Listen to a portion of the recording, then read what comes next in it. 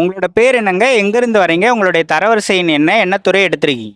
என் பேர் Yashoda. Overall rank வந்து 111. நான் புதுக்கோட்டையிலேருந்து வரேன். அக்ரிகல்ச்சர் டிபார்ட்மெண்ட் சூஸ் பண்ணியிருக்கேன். என்ன படிச்சிருக்கீங்க மேம்? பிஎஸ்சி மேத்தமெட்டிக்ஸ் படிச்சிருக்கேன். இப்போ டிஎன்பிஎஸ்சி படிக்க ஆரம்பிச்சீங்க. 7 மந்த்ஸ் தான் ஆகுது. உங்களுடைய முதல் முயற்சியில் வெற்றி பெற்றீங்க. இதுக்கு முன்னாடி சும்மா காலேஜ் படிக்கும்போது வீட்டில் சொன்னதுனால அட்டன் பண்ணியிருக்கேன். ஆனால் இதான் வந்து படித்த ஃபர்ஸ்ட் அட்டெம்ப்ட் தான். ஓகே. ஸ்டெனோ டைப்பிஸ்ட்லாம் எப்போ முடிச்சீங்க? ஸ்கூல் படிக்கும்போதே டைப்பிங் சேர்ந்துட்டேன். 11th அண்ட் 12th 2 கிரேடும் முடிச்சிட்டேன். காலேஜ் ஸ்டார்ட் பண்ணோனையுமே வந்து ஸ்டெனோ ஸ்டார்ட் பண்ணிட்டேன். எல்லாமே வீட்டில் கொடுத்த கைடன்ஸ் தான். 1 இயர் கொரோனா அப்படின்ட்டு போயிருச்சு. அடுத்து 3 இயர்ஸில் வந்து ஸ்டெனோ கம்ப்ளீட் பண்ணிட்டேன்.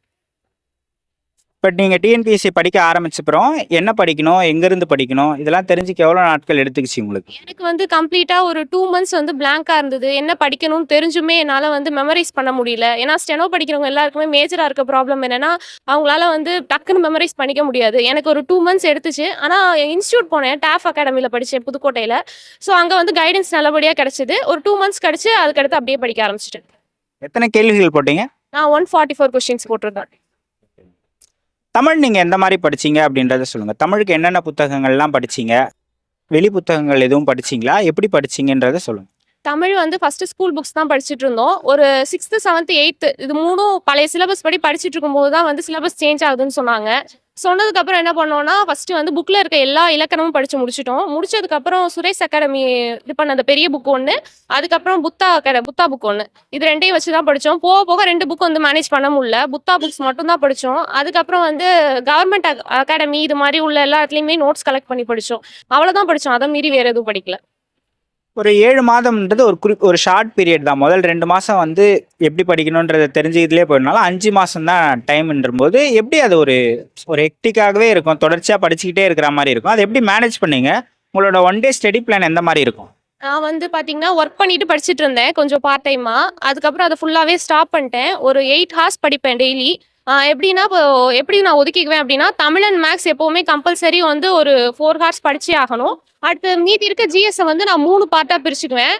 ஹிஸ்ட்ரி, ஐஎன்எம் இது ஒரு பார்ட்டு, பாலிட்டி, எக்கனாமிக்ஸ் இது ஒரு part, Tamil Nadu administration, Tamil Nadu history இதை வந்து ஒரு பார்ட்டை நான் பிரிச்சுக்குவேன். இது 3லையும் டெய்லி ஒன்று ஒன்று. இப்போ ஹிஸ்ட்ரி, ஐஎன்எம் அப்படின்னா ஹிஸ்ட்ரி மட்டும் எடுத்துக்குவேன். பாலிட்டி, எக்கனாமிக்ஸ்னா பாலிட்டி மட்டும் எடுத்துக்குவேன். தமிழ்நாடு அட்மினிஸ்ட்ரேஷன், தமிழ்நாடு ஹிஸ்ட்ரிங்கும் போது தமிழ்நாடு ஹிஸ்ட்ரி மட்டும் படிக்கிறேன் அப்படின்னா, அடுத்த நாள் வந்து இது 3 விட்டுட்டு மீதி 3 சப்ஜெக்ட் படிப்பேன். இப்படி படிச்சுட்டு இருந்தேன். மந்த்லி ஒன்ஸ் வந்து ரிவைஸ் பண்ணுவேன். ஃபர்ஸ்ட் ஸ்டார்டிங் கொஞ்சம் கஷ்டமா இருந்தது. என்னால் அதை வந்து கொண்டு போக முடியல. அப்புறம் போக போக வந்து என்னால் வந்து கரெக்டாக படிக்க முடிஞ்சது. அப்படிதான் படித்தேன். இந்த படிக்கிற இந்த பீரியட் இந்த டியூரேஷனில் நீங்கள் வந்து ஹெல்த் வைஸாக ஒரு கான்சென்ட்ரேட்டடாக இருந்தீங்களா? சரியான நேரத்துக்கு சாப்பிட்டு தூங்குறது அதெல்லாம் பார்த்துக்கிட்டு இருந்தீங்களா? இல்லை படிப்பு மட்டும் அதிலேயே கான்சென்ட்ரேட்டடாக இருந்தீங்களா? நான் வந்து அப்படிலாம் சொல்ல முடியாது. வீட்டில் நல்லா பார்த்துக்கிட்டாங்க. அதனால கரெக்ட் டயத்துக்கு சாப்பிட்றது எல்லாமே பண்ணுவேன். ஒரு சில நேரம் வந்து ஒழுங்காக சாப்பிட மாட்டேன். அதை படிக்கணும் அப்படிங்கிறதுனால. அது வந்து ரொம்பவே டவுன் ஆக்கிடுச்சு. அதனால வந்து எப்படி சொல்றது? எல்லா நேரமும் கரெக்டாக தான் இருந்தேன். இருந்தாலுமே வந்து ஸ்ட்ரெஸ் ஆகும், டிப்ரெஷன் ஆகும். ஏன்னா 5 மந்த்ஸ் 6 மந்த்ஸில் படிக்கிறதுங்கிறது ரொம்ப கொஞ்சம் கஷ்டமாக தான் இருந்தது. எத்தனை மணிக்கு தூங்குறோம், எத்தனை மணிக்கு எந்திரிக்கிறோன்னே தெரியாது. பட் ஆனால் வந்து மேனேஜ் பண்ணி ஏதோ படிச்சாச்சு. நீங்கள் ஒரு ஷெட்யூல் போட்டு இன்னைக்கு இதை படித்து முடிச்சிடணும் அந்த மாதிரி ஷெட்யூல் போட்டு படிச்சிங்களா? ஷெட்யூல் போட்டு தான் படித்தோம். லைப்ரரி போய் தான் படித்தோம். ஒரு 4 to 5 மந்த்ஸ் தான் இன்ஸ்டியூட் போனோம். அதுக்கப்புறம் லைப்ரரி போய் படித்தோம். ஷெட்யூல் போட்டுக்குவோம். போட்டு வச்சுட்டு ஃப்ரெண்ட்ஸோட சேர்ந்து தான் படிப்போம். எல்லாரும் சேர்ந்து படிச்சுட்டு அதுக்கேற்ற மாதிரி அந்த டாப்பிக்லேருந்து கொஸ்டின்ஸ் கேட்டுக்குவோம். மேக்ஸுக்கு எவ்வளோ நேரம் ஒதுக்குவீங்க? டெய்லியும் மேக்ஸ் போட்டு பார்ப்பீங்களா? ஆப்டிடியூட் ரீசனிங் 2த்துக்குமே சொல்லுங்கள்.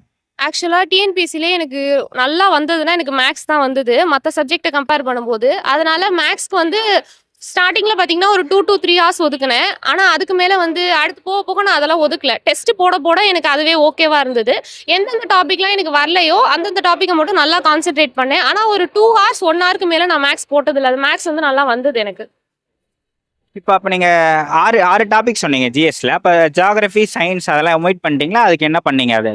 ஜியாகிரஃபி அண்ட் சயின்ஸ் வந்து 10 மார்க்குக்கு தான் இருக்கு அப்படிங்கிறதுனால ஜியாகிரஃபி வந்து என்ன பண்ணேன் அப்படின்னா 10th புக்ல எல்லா லெசனுமே படிச்சுட்டேன்.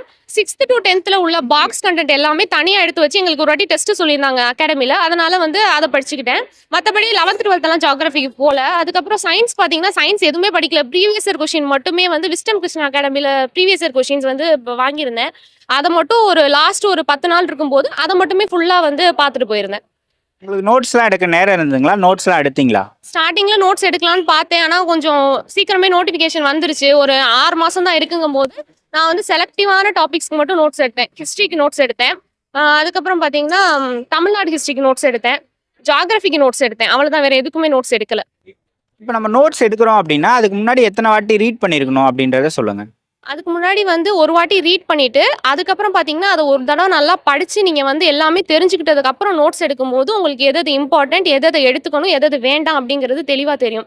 அதனால ஒரு வாட்டி ரீட் பண்ணிட்டு, ஓரலா ரீட் பண்ணிட்டு, அதுக்கப்புறம் வந்துட்டு இதுல என்னென்ன பாயிண்ட்ஸ் இருக்கு அப்படிங்கிறத நம்ம ஒரு மெமரைஸ் பண்ணிட்டு, அதுக்கப்புறம் நோட்ஸ் எடுத்துக்கிட்டா அது நல்லாருக்கும். இப்ப பிஒய்க்யூலாம் நீங்க பார்ப்பீங்க இல்லையா? இப்ப பிஒய்க்யூ பார்க்கறதால என்ன பெனிஃபிட்? பெனிஃபிட்ட விட அதனால என்ன யூஸ் அப்படின்றத சொல்லுங்க. பிவைக்யூ பார்க்கறதுனால என்ன ஆகும் அப்படின்னா, எப்படியெல்லாம் நம்ம கொஸ்டின்ஸ் கேட்குறாங்க, எது மாரி நம்ம ஆன்சர் பண்ணலாம், முக்கியமா வந்து எப்படி ஆப்ஷன் எலிமினேஷன் பண்ணலாம் அப்படிங்கிறது தெரியும். நம்ம டைரக்ட் கொஸ்டின்ஸ் நமக்கு கேட்கறது கிடையாது. அப்படி இருக்க பட்சத்தில நம்ம என்ன பண்ணலாம் அப்படின்னா, பிவைக்யூ பார்க்கறது மூலியமா இந்த கொஸ்டினுக்கு இந்த ஆன்சர் தான் வரும் அப்படின்னு தெரியறத விட, இந்த கொஸ்டினுக்கு இந்த ஆன்சர் வராது அப்படிங்கிறத நம்ம தெளிவா தெரிஞ்சுக்க முடியும். அப்படி தெரிஞ்சுக்கிறது வந்து பிவைக்யூனால தான் நான் சொல்லுவேன். மேத்ஸு ப்ளஸ் வந்து நான் எக்கனாமிக்ஸ் பெருசா நான் படிக்கவே இல்ல. எனக்கு டைமே இல்லாம போயிடுச்சு. எக்கனாமிக்ஸ்னா லாஸ்ட் டைம்ல பார்த்தீங்கன்னா, நான் ஃபுல்லாவே ப்ரீவியஸ் இயர் கொஸ்டின் தான் பார்த்துட்டு போனேன். புக்ல வந்து செலக்டிவா ஒரு 3, 4 லெசன்ஸ் மட்டும் தான் பார்த்தேன். இப்ப நீங்க பிஒய்க்யூ பார்க்குறீங்க அப்படின்னா, அந்த 4 ஆப்ஷன்ஸ் குடுத்துருப்பாங்க இல்லையா? அது ரிலேட்டடா இருக்கிற டாபிக்ஸையும் கவர் பண்ணுவீங்களா? சரி, நான் படிச்சதில்ல. நான் வந்து ஃபர்ஸ்ட் எல்லாம் படிச்சு முடிச்சுட்டு ஒரு லாஸ்ட் ஒரு 3 மந்த்ஸ் தான் நான் ப்ரீவியஸ் இயர் கொஸ்டின்ஸ் பார்த்தேன். நீங்க சொல்ற மாதிரி டாபிக் வந்து ஐடியாவே தெரியல அப்படிங்கிற பட்சத்துல இந்த டாபிக் என்ன அப்படிங்கறத பார்த்தேனே தவிர, ஐடியாவே தெரியாத ஒரு சில டாபிக் மட்டும் தான் அப்படி பார்த்தேன். மத்தபடி மத்த எல்லாத்துக்குமே நார்மலா பிவைக்யூ பார்த்துட்டேன். இப்ப ரிவிஷன் ரொம்ப முக்கியம். நம்ம படிச்சதெல்லாம் ஞாபகம் வச்சுக்கணும்னா, ரிவிஷன் ரொம்ப முக்கியம்னு எல்லாருமே சொல்றாங்க. உங்களுடைய ரிவிஷன் மெத்தட் இல்ல ஸ்ட்ராட்டஜி அதுக்கு நீங்க என்ன மாரி ஒர்க் அவுட் பண்ணீங்கன்னு சொல்லுங்க. நான் என்ன பண்ணுவோம் அப்படின்னா, ஃபர்ஸ்ட் தமிழ் எடுத்துக்கிட்டோம் அப்படின்னா, தமிழ பொறுத்தவரைக்கும் ஃபர்ஸ்ட் வந்து கொஸ்டின் கேட்டுக்குவோம். எங்களுக்கு தெரியாத கொஸ்டின் நெறையா இருக்கும். தெரிஞ்ச கொஸ்டின்ஸ் நெறையா இருக்கும். இத வந்து ஃப்ரெண்ட்ஸ்குள்ள கேட்டுக்கிட்டோம். அப்படி கேட்டுக்கும்போது, எனக்கு தெரிஞ்ச ஒரு சில விஷயங்கள் மத்தவங்களுக்கும் தெரியும். அவங்களுக்கு தெரிஞ்ச எனக்கு தெரியாத விஷயங்கள் அவங்க சொல்லி நான் கேட்டுக்குவேன். அது மாரி தமிழ் பண்ணிட்டோம். மேத்ஸ் பொறுத்தவரைக்கும் கடைசி ஒரு 1 மாசம் என்ன பண்ணோம் அப்படின்னா, நாங்களா வந்து ஒவ்வொரு கொஸ்டின குடுத்துக்கிறது. ஃப்ரெண்ட்ஸ் கிட்ட குடுத்து, நீங்க இந்த வந்து சால்வ் பண்ணி எனக்கு வந்து 1 நிமிஷத்துல குடுக்கணும். அது மாரி வந்து ட்ரை பண்ணோம். அதுக்கப்புறம் மீதி எல்லாமே வந்து கொஸ்டின்ஸ் கேட்டு கேட்டு தான் இது பண்ணோம். எழுதி பார்க்கறதுக்கும் டைம் இல்ல. கொஞ்சம் மாசம் தான் இருக்கு அப்படிங்கிறதுனால. அதனால அது மாரி தான் வந்து ப்ரிப்பேர் பண்ணோம். நீங்க குரூப் ஸ்டடி பண்ணுவேன்னு சொன்னீங்க இல்லையா? அதனால என்ன பெனிஃபிட் அப்படின்றத சொல்லுங்க.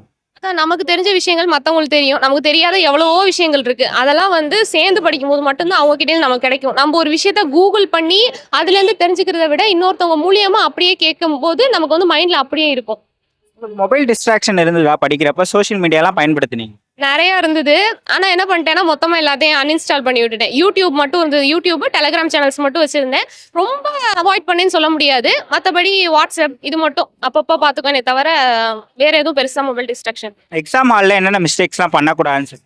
எக்ஸாம் ஹால்ல வந்து நம்ம எவ்வளோதான் நல்லா படிச்சிருந்தாலும், அந்த 3 மணி நேரத்த நம்ம எப்படி எஃபிஷியன்ட்டா, எஃபெக்டிவா யூஸ் பண்றோங்கிறது ரொம்ப ரொம்ப முக்கியம்.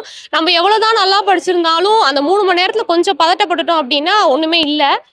எனக்கு வந்து சுத்தமா பதட்டமே இல்ல. நான் போம்போதே வந்து எனக்கு வேற ஒரு எக்ஸாம் ஒரு ஞாபகத்துல இருந்தேன். ஸோ ஓகே, இத நம்ம வந்து ட்ரை பண்ணுவோம். என்ன பண்றதுன்னு பார்ப்போம் அப்படின்ட்டு தான் நான் போனேன். பட் வந்து கொஸ்டின்ஸ் எல்லாம் ரொம்ப டஃப்பா இருந்தது. தெரிஞ்ச கொஸ்டின்ஸ் எல்லாம் அட்டெண்ட் பண்ணிட்டு, தெரியாத வந்து நான் ரொம்ப யோசிக்கல. இப்போ வந்து நமக்கு ஆன்சர் தெரியலனா யோசிக்கலாம். கொஸ்டினே தெரியல. அதனால வந்து ஓகே இருக்கட்டும். அத வந்து எடுத்தோனே ஓகே இத ஒண்ணு பண்ணிருவோன்ட்டு ஆப்ஷன் சூஸ் பண்ணிட்டேன். மேத்ஸ் வந்து தெரிஞ்சே நான் 2 கொஸ்டின் தப்பு பண்ணிட்டேன். என்னன்னா, பின்னாடி ஒர்க் அவுட் பண்ணிட்டு முன்னாடி பாயிண்ட் வைக்கும்போது தப்பா வச்சுட்டேன். அதனால 2 மார்க் போச்சு. இல்லன்னா இன்னும் ஒரு 30, 40 ரேங்க் முன்னாடி போயிருப்பேன். அதனால கொஞ்சம் கீழ வந்துருச்சு. மத்தபடி வேற எதுவுமே எந்த தப்பும் பண்ணல. நேர மேலாண்மை எப்படி பண்ணீங்க எக்ஸாம் ஹால்ல நீங்க?